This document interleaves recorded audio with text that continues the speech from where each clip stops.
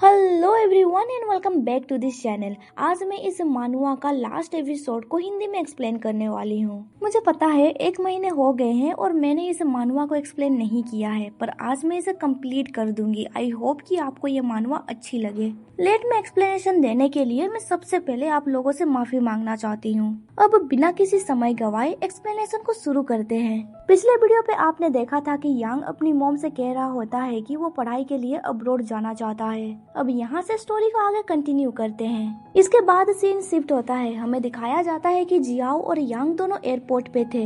यांग के पेरेंट्स उन्हें एयरपोर्ट छोड़ने के लिए आए हुए थे। यांग उसके पेरेंट्स को कहता है, अंकल आंटी आपको फिक्र करने की जरूरत नहीं है, मैं यांग का अच्छे से ध्यान रखूंगा। उन्हें जाते हुए देख यांग का पिता कहता है, क्या तुम्हें लगता है कि हमारा बेटा वापस आएगा? ये सुन के यांग की मॉम कुछ समझ नहीं पाती है। फिर उसका फादर इमोशनल होकर कहता है, मुझे पता है हमारा बेटा बहुत खूबसूरत है। मुझे ऐसा लग रहा है एक यंग मैन हमारे बेटे को भगा के ले जा रहा है। इसके बाद सीन शिफ्ट होता है। हमें दिखाया जाता है कि जियाओ के घर में अभी बाओ आई हुई थी। वो वहाँ पे एनिमल्स का ध्यान रख रही थी। तभी वहाँ पे जियाओ और यांग भी पहुँच जाते हैं। उन्हें देख के बाओ बहुत ही ज्यादा खुश हो जाती है। घर के अंदर बाओ जियाओ से पूछती है, अभी आप वापस आ गए हैं ना, अब फिर से मुझे छोड़ के तो नहीं जाएंगे ना? जिस पे जियाओ कहता है उसे आगे पढ़ाई करने के लिए अब्रॉड जाना है। ये सुन के बाओ हैरान में पड़ जाती है और कहती है, ब्रदर जियाओ आप उन्हें बाहर जाने के लिए मना क्यों नहीं करते? जियाओ उसे समझाता है, तुम जिस तरह से स्कूल जाती हो ठीक उसी तरह यांग को भी स्कूल जाना है और ये एक अच्छी चीज है, तुम्हें पता है ना? ये सुन के बाओ बहुत ही ज्यादा दुखी हो जाती है और पूछती है, ब्रदर यहाँ पे कितने दिनों तक रहेंगे? जिस पे जियाओ उसे जवाब देता है, वो 15 दिनों के लिए यहाँ पे रुकेगा। देखते ही देखते 15 दिन गुजर जाते हैं और आज यांग का स्कूल में आखिरी दिन था। स्कूल छोड़ के जाने से पहले वो आखिरी बार आज बच्चों से मिलने वाला था, इसीलिए वो थोड़ा नर्वस था। जियाओ उसे हिम्मत देता है अंदर जाने के लिए। यांग हिम्मत जुटा के क्लास के अंदर जाता है और वो बच्चों से कहता है, आज मैं ऑफिशियली कुछ अनाउंसमेंट करना चाहता हूँ। आज ये सेमेस्टर खत्म होता है। अगले सेमेस्टर में पढ़ाई के लिए अब्रॉड जा रहा हूँ, इसीलिए मेरी जगह पे एक और टीचर आके पढ़ाएंगे। इसीलिए तुम सब लोग अच्छे से पढ़ाई करना। ये खबर सुन के बच्चे बहुत ही ज्यादा इमोशनल हो जाता है। यांग उन्हें समझाने लगता है, तुम लोगों को रोने की जरूरत नहीं है। अब चलो मेरी आखिरी क्लास शुरू करते हैं। क्लास खत्म होने के बाद सारे बच्चे यांग को घेर लेते हैं। जब सारे बच्चे क्लास से निकल जाते हैं, यांग ब्लैक बोर्ड को क्लीन करने लगता है। तभी वहाँ पे जियाओ आ जाता है और पूछता है, क्या तुमने सब कुछ पैक कर लिया है? जब यांग टीचर ऑफिस रूम जाता है तब वो देखता है कि उसके डेस्क के ऊपर बहुत सारे लेटर्स और गिफ्ट्स रखी हुई थी। वहाँ पे डिंग जियाओ हुई का भी लेटर था। उसका लेटर पढ़ के यांग बहुत ही ज्यादा इमोशनल हो जाता है। इसके बाद हमें दिखाया जाता है नया साल आ चुका था। जियाओ और बाओ दोनों मिलके पटाखे फोड़ रहे थे। तभी घर से यांग बाहर निकलता है और कहता है, वाओ वुईचान में फायर वर्क को बैन किया गया है, पर यहाँ पे मैं मजे ले सकता हूँ। जियाओ कहता है, चलो हॉलीडे पे हम अंकल जिन के घर चलते हैं, यहाँ पे बहुत सारी चीजें हैं, तुम आज रात यहाँ पे मस्ती कर सकते हो। इसके बाद हमें दिखाया जाता है वो लोग प्रिंसिपल जिन के घर पहुँच चुके थे। वहाँ पे यांग और बाओ दोनों बहुत मस्ती कर रहे होते हैं। तभी प्रिंसिपल की वाइफ आके कहती है, तुम्हारे डैड ने कहा कि वो बाद में यहाँ पे आ जाएंगे, इसीलिए हमें उनका वेट करने की जरूरत नहीं है।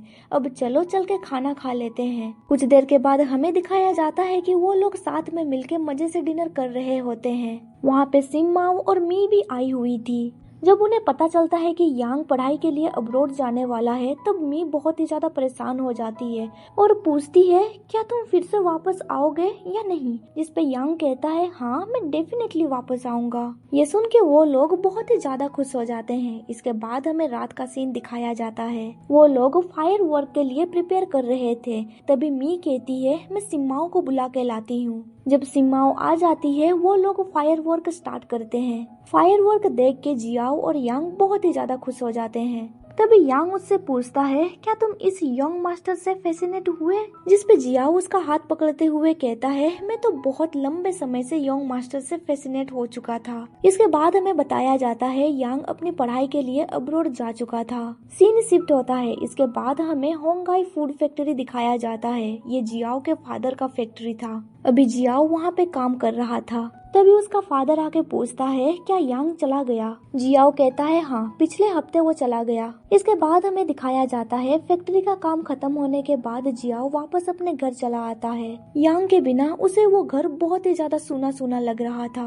अभी वो यांग के कमरे में था। वो देखता है कि बेड के ऊपर आईपैड और कैमरा रखी हुई थी। जब वो आईपैड को ऊपर उठाता है उसे नीचे एक नोट मिलता है। उस नोट में यांग ने लिखा था, मैं ये दोनों चीजें तुम्हें दे रहा हूँ। मैं ये अकाउंट तुम्हारे ऊपर छोड़ रहा हूँ। जब मैं यहाँ से चला जाऊंगा तुम्हें इस अकाउंट में अपडेट करना होगा। ये पढ़ने के बाद वो सोचने लगता है वो किस अकाउंट की बात कर रहा है। फिर वो उस आईपैड को ओपन करता है। वहाँ पे वो देखता है कि यांग ने एक अकाउंट बनाया था जहाँ पे वो दिंगाओ विलेज के प्राइमरी स्कूल का डेली लाइफ को अपडेट करता था। उस अकाउंट को देख के जियाओ सोचने लगता है ये लड़का कितना सिली है। इसके बाद हमें दिखाया जाता है उन दोनों का लाइफ पूरी तरह से चेंज हो चुका था। जियाओ अकेले विलेज में रह के बच्चों को पढ़ाया करता था और इधर अब्रोड में यांग मन लगा के पढ़ाई करता था। ऐसे ही दिन गुजरते गए। कभी कभी यांग जियाओ और उसके बाकी के दोस्तों के साथ वीडियो कॉल पे बातचीत करता रहता था। इसके बाद हमें दिखाया जाता है विंटर या फिर समर ब्रेक के दौरान जियाओ और यांग कभी कभी ट्रिप पे भी जाया करते थे। ऐसे ही कई साल गुजर जाते हैं। इसके बाद हमें दिखाया जाता है कि फाइनली यांग अभी ग्रेजुएट हो चुका था। ग्रेजुएशन की खुशी में आज शाम को जियाओ अपने दोस्तों के साथ एक पार्टी करता है। उसका दोस्त उससे पूछता है तुम ग्रेजुएशन सेरेमनी में आओगे ना, जिसपे यांग स्माइल करते हुए कहता है ऑफ कोर्स, और मैं तुम सब लोगों को अपने बॉयफ्रेंड से भी इंट्रोड्यूस करवाऊंगा। ये सुन के उसके दोस्त तो काफी ज्यादा हैरान में पड़ जाते हैं। इसके बाद हमें दिखाया जाता है पार्टी खत्म होने के बाद यांग वापस अपने डॉर्मेटरी में आ जाता है। आज उसने हल्की पी रखी थी। वो डेस्क के सामने बैठ जाता है और जियाओ के साथ बिताए हुए हर पल के बारे में सोचने लगता है। फिर यांग जियाओ को कॉल करने लगता है पर वो पिकअप नहीं करता है। कुछ सेकंड के बाद वो जियाओ मैसेज करता है तुम अभी तक जागे हो। यांग उसे मैसेज में कहता है मैं फाइनली ग्रेजुएट हो गया हूँ। क्या तुमने मेरे लिए ग्रेजुएशन गिफ्ट प्रिपेयर कर लिया है? तुम ग्रेजुएशन सेरेमनी में आ रहे हो ना? जियाओ उसे मैसेज करता है शायद मैं ग्रेजुएशन सेरेमनी में नहीं आ पाऊंगा। ये सुन के यांग को बहुत ही ज्यादा बुरा लगता है। इसके बाद हमें ग्रेजुएशन सेरेमनी डे दिखाया जाता है। वहाँ पे यांग का दोस्त लू भी आया हुआ था। वो यांग को गिफ्ट देते हुए कहता है कांग्रेचुलेशन ग्रेजुएशन के लिए। ग्रेजुएशन डे पे सब लोग बहुत ही ज्यादा एंजॉय कर रहे थे सिर्फ यांग को छोड़ के, क्योंकि वो अपसेट इस बात पे था कि जियाओ यहाँ पे नहीं आ पाया। तभी लू पूछता है जियाओ अभी तक क्यों नहीं आया? यांग कहता है चलो चलते हैं, मैं ये रेंटेड क्लॉथ रिटर्न करना चाहता हूँ। लू पूछता है क्या तुम्हें और तस्वीरें नहीं खिंचवानी है? यांग कहता है इसकी कोई जरूरत नहीं है, मैं किसके साथ फोटो खिंचवाऊं? तभी यांग सुनता है कि कोई उसे पीछे से पुकार रहा था। जब वो पीछे पलट के देखता है वो देखता है कि जियाओ उसके ग्रेजुएशन सेरेमनी में आया हुआ था। उसे देख के यांग बहुत ही ज्यादा खुश हो जाता है। वो जल्दी से जाके उसे हक कर लेता है। यांग इमोशनल होके कहता है तुमने तो कहा था कि तुम नहीं आने वाले हो। जियाओ कहता है मैंने सारा काम खत्म कर लिया, इसीलिए मैं तुम्हें सरप्राइज देना चाहता था। फिर वो यांग को ग्रेजुएशन टोपी पहनाते हुए कहता है कांग्रेचुलेशन, तुम ग्रेजुएट हो गए। पर तभी यांग बोलता है देखो तुम्हारी पेंट फट गई। तभी लू उन दोनों की पिक्चर खींच लेता है। यांग कहता है इस पिक्चर को डिलीट करो। इसके बाद हमें नेक्स्ट डे सुबह का सीन दिखाया जाता है। अभी यांग अपने पिक्चर वॉल में ग्रेजुएशन डे का पिक्चर लगा रहा होता है। फिर वो स्माइल करते हुए कहता है बाद में हम लोग ग्रेजुएशन पार्टी में जाने वाले हैं। मैं अपने दोस्तों को तुम्हें इंट्रोड्यूस करवाना चाहता हूँ, फिर हम कल सुबह बीच जाएंगे। पर यांग देखता है कि जियाओ तो अभी भी सो रहा था, इसीलिए वो थोड़ा गुस्सा हो जाता है। पर वो जियाओ को ब्लैंकेट से कवर कर देता है। जब उसकी नींद टूटती है वो देखता है कि अभी 1:36 हो रहे थे। तभी जियाओ उसे कहता है मैं तुम्हें कुछ देर के लिए हग करना चाहता हूँ, मुझे बहुत ही ज्यादा टायर्ड फील हो रहा है। अगले सीन में हमें दिखाया जाता है कि वो दोनों बीच में थे और साथ में ब्रेकफास्ट कर रहे होते हैं। यांग कहता है ये कितना डिलीशियस है, तुम भी इसे ट्राई क्यों नहीं करते? पर जियाओ कहता है जरा रुको, मुझे एक कॉल रिसीव करना है। फिर अगले सीन में हमें दिखाया जाता है यांग एक कोआला को देखता है। उसे देख के वो कहता है ये कितना क्यूट है। फिर वो जियाओ से कहता है जल्दी से पीछे पलट के देखो। पर जियाओ तो अभी भी फोन में बिजी था, जिसकी वजह से यांग का गुस्सा बढ़ने लगता है। इसके बाद हमें दिखाया जाता है वो दोनों होटल पहुंच चुके थे। जियाओ कहता है मैं जाके पहले शावर ले लेता हूँ। ये सुन के यांग यांग को बहुत ही ज्यादा गुस्सा आ रहा था क्योंकि आज जियाओ ने उसके ऊपर ध्यान ही नहीं दिया था। इसके बाद हमें दिखाया जाता है कि रात को वो दोनों एक ही बेड पे सोए हुए थे, पर यांग को अभी नींद नहीं आ रहा होता है। अगले दिन सुबह जियाओ अपना सूटकेस निकालते हुए कहता है, ग्रेजुएशन ट्रिप बहुत ही ज्यादा मजेदार थी, इसीलिए मैं जाना नहीं चाहता हूँ। ये सुन के यांग का गुस्सा और भी ज्यादा बढ़ जाता है। उसे इस तरह से स्माइल करते हुए देख जियाओ कहता है, ठीक है, मैं एयरपोर्ट चला जाऊंगा। अगले सीन में हमें दिखाया जाता है यांग जियाओ को एयरपोर्ट छोड़ने के लिए गया हुआ था। वो चोरी छुपे अपने लिए भी टिकट बुक कर लेता है। वो सोच रहा होता है, जियाओ तुम मुझसे जरूर कुछ छुपा रहे हो। इसके बाद सीन शिफ्ट होता है। हमें दिखाया जाता है कि जियाओ अपने घर की साफ सफाई कर रहा होता है। तभी उसके फादर आ जाते हैं और पूछते हैं, तुम आ गए, क्या तुम यांग से मिलने के लिए गए थे? जियाओ कहता है, हाँ, वो ग्रेजुएट हो गया है। उसका फादर उससे पूछता है, क्या मेरे पास एक मौका है जिससे मैं अपने ग्रैंड चिल्ड्रन से मिल सकूं? जिस पे जियाओ कहता है, डैड मैं माफी चाहता हूँ, अगर आप एक्सेप्ट करना चाहे तो आपके पास और एक बेटा आ सकता है। इसके बाद सीन शिफ्ट होता है यांग के ऊपर। वो वापस अपने विलेज पे आ चुका था।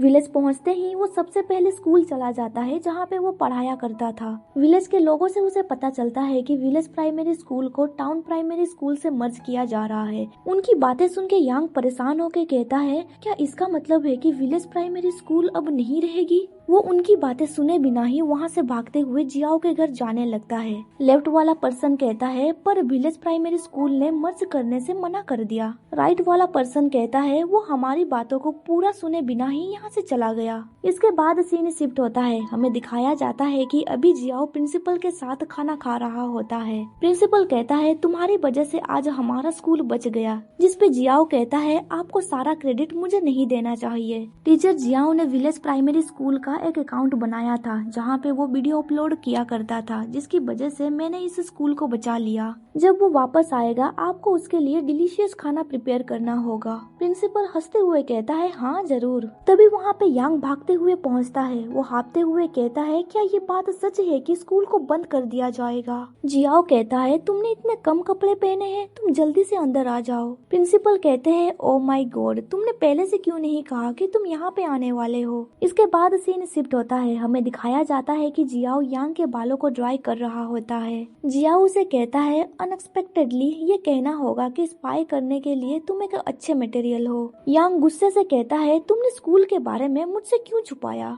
जियाओ कहता है, मैंने तुम्हें नहीं बताया क्योंकि इससे तुम्हें बहुत ही ज्यादा गुस्सा आ सकता था, पर देखो फॉर्चुनेटली सब कुछ अच्छा हुआ। जब तुम यहाँ पे वापस आ जाते मैं तुम्हें इसके बारे में बता देता। पर यांग गुस्से से उसके नेक में वार करता है। फिर उसका कॉलर पकड़ते हुए कहता है, दबंग बनना बंद कर दो और मुझसे अब से कुछ भी मत छुपाना। जियाओ कहता है, ठीक है, मैं गलत था, अब से मैं तुम्हें सब कुछ बताऊंगा। तभी यांग की नजर ड्रॉ पे पड़ती है। वो कहता है, क्या तुम कहीं पे पार्ट टाइम जॉब कर रहे हो? जियाओ पूछता है, क्या तुम इस की के बारे में बात कर रहे हो? यांग कहता है, इसे एक स्पेशल बॉक्स में रखा गया है। जियाओ कहता है, मुझे सही अपॉर्चुनिटी नहीं मिल रहा था तुम्हें इसके बारे में बताने का। ये सुन के यांग गुस्से से कहता है, क्या तुम मुझसे फिर से कुछ छुपा रहे हो? जियाओ कहता है, जरा मेरी बात सुनो। फिर वो आगे कहता है, ऊचेन पे एक घर है, मुझे नहीं पता तुम वहाँ पे मेरे साथ रहना चाहते हो या फिर नहीं। फिर वो उस की को उसके गले में टांगते हुए कहता है, आफ्टर ऑल ऊचेन तुम्हारा होम टाउन है, मुझे लगता है मैं भी वापस जाके तुम्हारे साथ वहाँ पे रह सकता हूँ जब बच्चों का वेकेशन चलेगा। ये सब कुछ सुन के यांग थोड़ा इमोशनल हो जाता है। जियाओ उसे पूछता है, यांग क्या तुम मेरे साथ एक घर में रहना चाहोगे? ये सुन के यांग के आंखों में आंसू आ जाते हैं। फिर वो हंसते हुए कहता है, हाँ। फिर 1 साल के बाद हमें दिखाया जाता है जियाओ और यांग वापस अपने विलेज आ गए थे।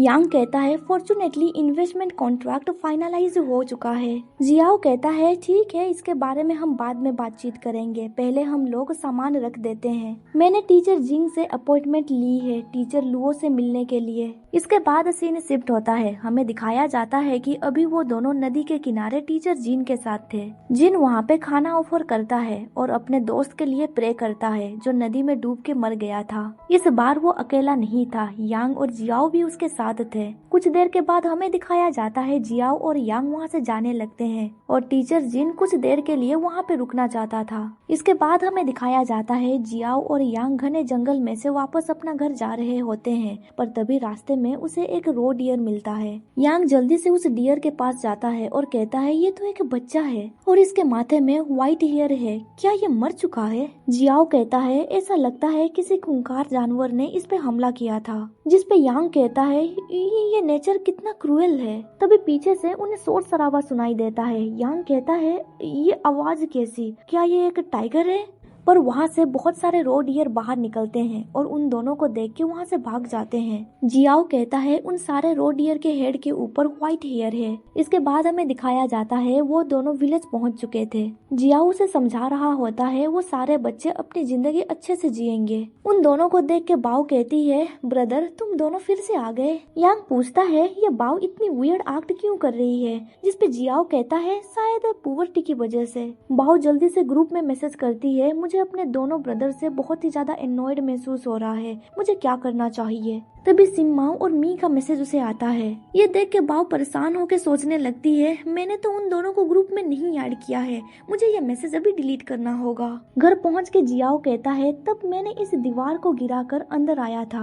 ये सुन के यांग उसे कहता है जियाओ क्या तुम्हें बुरा लग रहा है? तुम मेरे कंधे पे रो सकते हो, मैं तुम्हारे ऊपर बिल्कुल भी नहीं हंसूंगा। फिर वो आगे कहता है विलेज में एक नई फार्म मशीन को लाया गया है, चलो चल के उसे देखते हैं। इसके बाद हमें दिखाया जाता है वो दोनों अपने सामने एक बड़ी सी खेती को देख रहे होते हैं। यांग कहता है तुम्हारा क्या कहना है? जब भी मैं स्प्रिंग की खेती देखता हूँ मैं बहुत ही ज्यादा एक्साइटेड फील करता हूँ। जियाओ कहता है ऐसा इसीलिए है क्योंकि वो जिस चावल को यहाँ पे उगाती है वो बहुत ही ज्यादा डिलीशियस रहती है। यांग कहता है जियाओ चलो इस बार हम लोग कॉर्न की खेती करते हैं। जियाओ हैरान होके कहता है हाँ क्या, तुम्हें कब से कॉर्न पसंद आने लगी? यांग कहता है क्योंकि कॉर्न को जलाने की लकड़ी के रूप में इस्तेमाल करना आसान रहता है। फिर वो स्माइल करते हुए कहता है जियाओ इसके अलावा तुम और क्या खेती करना चाहते हो? हम दोनों हर स्प्रिंग को साथ में गुजार सकते हैं। ये सुन के जियाओ स्माइल करने लगता है और यहाँ पे इस मानवा का द एंड हो जाता है। आपको इस मानवा की स्टोरी कैसे लगी कमेंट करके जरूर बताना। अगर आप मेरे चैनल पे नए हैं तो चैनल को सब्सक्राइब करना मत भूलना। अब मिलते हैं अगले वीडियो पे, तब तक के लिए बाय, टेक केयर।